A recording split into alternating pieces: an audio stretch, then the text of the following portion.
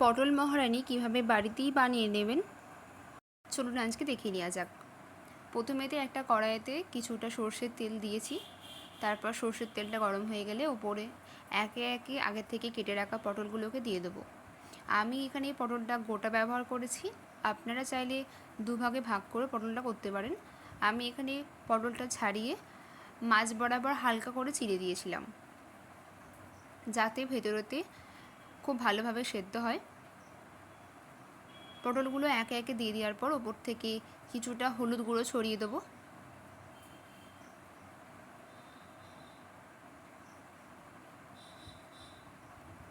হলুদ দেওয়া হয়ে গেলে পটলগুলো একে একে একটুখানি প্রত্যেকটা পটলের গায়ে যাতে হলুদটা লেগে যায় সেরকমভাবে নাড়িয়ে নেব।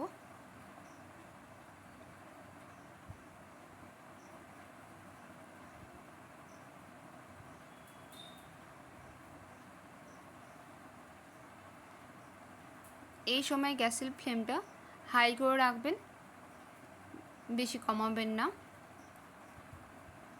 তারপর ওপর থেকে কিছুটা নুন দিয়ে দেবো। প্রথমেতে লবণটা দেবেন না, তাহলে পটল থেকে জল বেরিয়ে যাবে।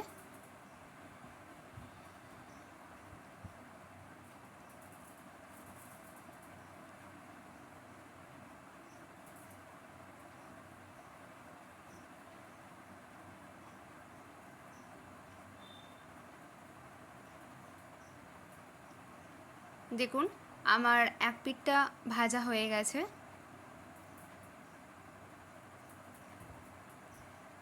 গ্যাসের ফ্লেমটাকে লো টু মিডিয়াম করে রেখে দিয়েছি। এর মধ্যে আমি একটা বাটিতে কিছুটা কাজু, পোস্ত আর চারমগজকে বেটে নেব।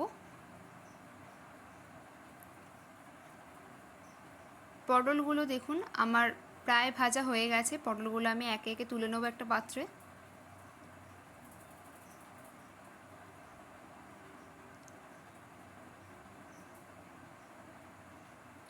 একটা কড়াইতে কিছুটা সর্ষের তেল নিতে হবে। সর্ষের তেলটা গরম হতে দেবো। গরম হয়ে গেলে ওপর থেকে একটা তেজপাতা আর একটা এলাচকে ফাটিয়ে দিয়ে দেবো। দিয়ে খুব ভালো করে নাড়িয়ে নিতে হবে।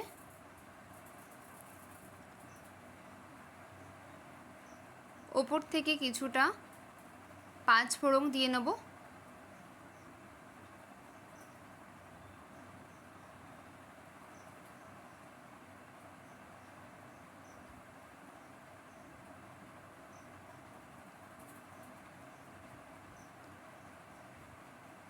ফোড়নটা একটু ভাজতে হবে যতক্ষণ না ফোড়নের একটা খুব সুন্দর গন্ধ ছাড়ে।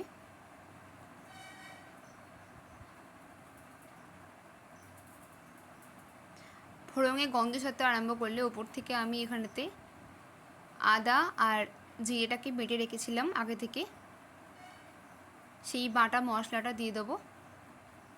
দিয়ে দেওয়ার পর খুব ভালোভাবে কষাতে হবে।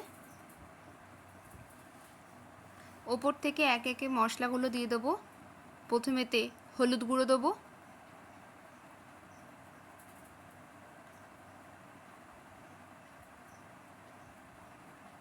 খুব সামান্য হলুদ গুঁড়ো দেবেন কারণ আগে থেকেই পটলেতে হলুদ গুঁড়ো দেওয়া ছিল।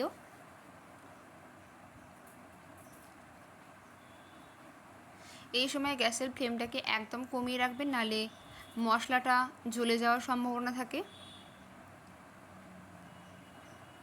তারপর একটুখানি লঙ্কার গুঁড়ো, এটা ঘরেতেই বানানো লঙ্কার গুঁড়ো,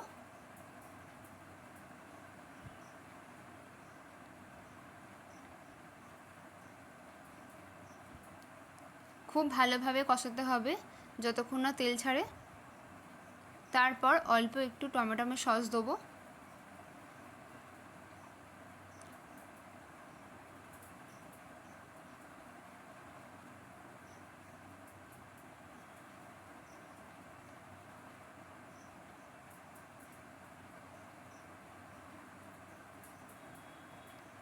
মশলাটা ভালোভাবে কষে গেলে ওপর থেকে অল্প একটু জল দিয়ে দেবো।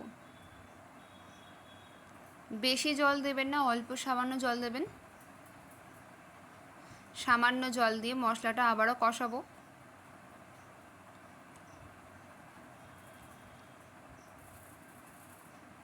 দেখুন আমার মশলাটা ফুটে উঠেছে।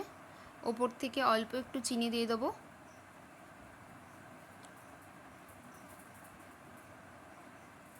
অল্প একটু লবণ দেবো।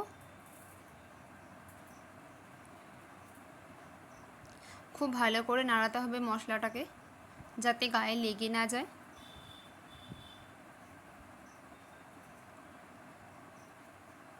আমি এখানে অল্প একটু কাশ্মীরি লঙ্কার গুঁড়ো দিয়েছি।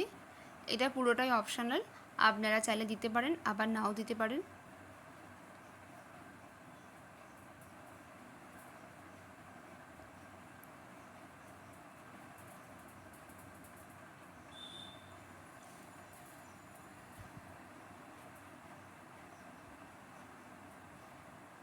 মশলাটা খুব ভালোভাবে কষে গেলে আমি আগে থেকে যে পোস্ত, চারমগজ আর কাজুর যে পেস্টটা করে রেখেছিলাম সেটা ওপর থেকে দিয়ে নেবো।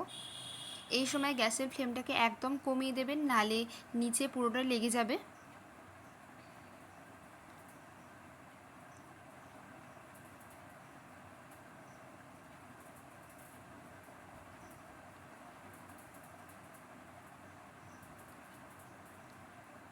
ওপর থেকে একটুখানি মিক্সি ধোয়া জলটাকে দিয়ে দেবো।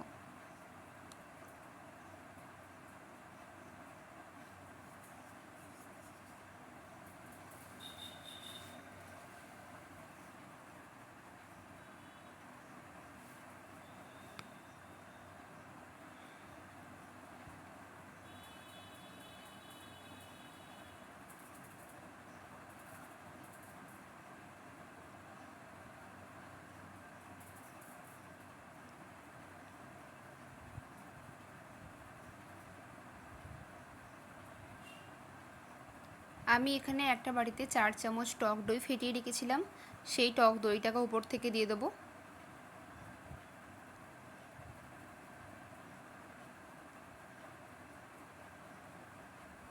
মশলাটা খুব ভালোভাবে কষতে হবে, নালে মশলা থেকে গন্ধ ছাড়তে পারে।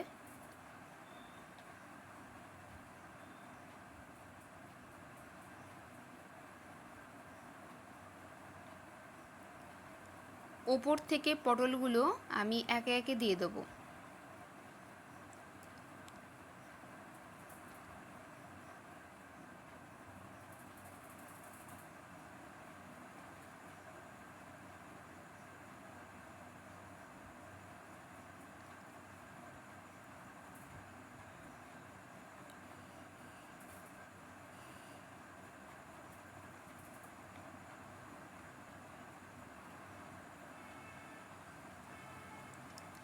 এরপর খুন্তি করে পটলের গায়ে মশলাটা খুব ভালোভাবে লাগিয়ে দেবো।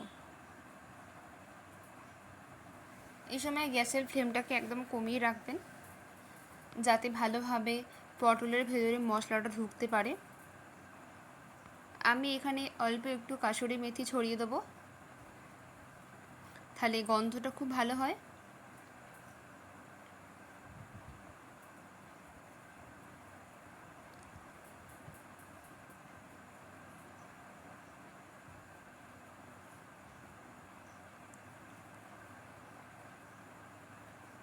গ্যাসের ফ্লেমটাকে একদম কমিয়ে রেখে মশলাটা খুব ভালো করে ফুটতে দিতে হবে, তাহলে পটলের ভেতরেতে মশলাটা খুব ভালোভাবে ঢুকতে পারবে।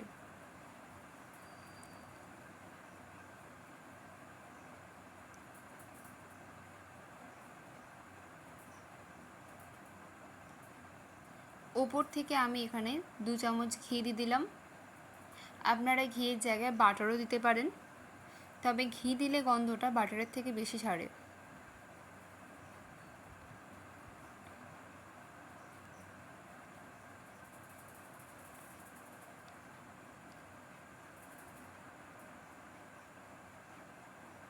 দেখুন মশলাটা কতটা গাঢ় হয়ে গেছে।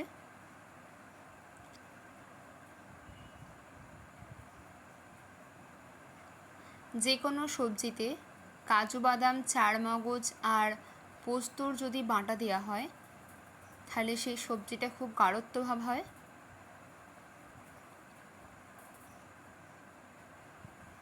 দেখুন আমার পটল মহারানি প্রায় তৈরি হয়ে গেছে।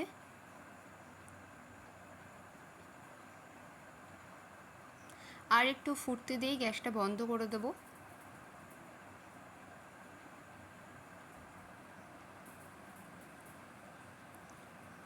আমার পটল মহারানি একদম তৈরি। আমার এই পটল মহারানির ভিডিও যদি আপনাদের ভালো লেগে থাকে তাহলে ভিডিওটি অবশ্যই লাইক, শেয়ার, সাবস্ক্রাইব করে দেবেন। ততক্ষণ ভালো থাকবেন, সুস্থ থাকবেন, সকলকে ভালো রাখবেন। ধন্যবাদ।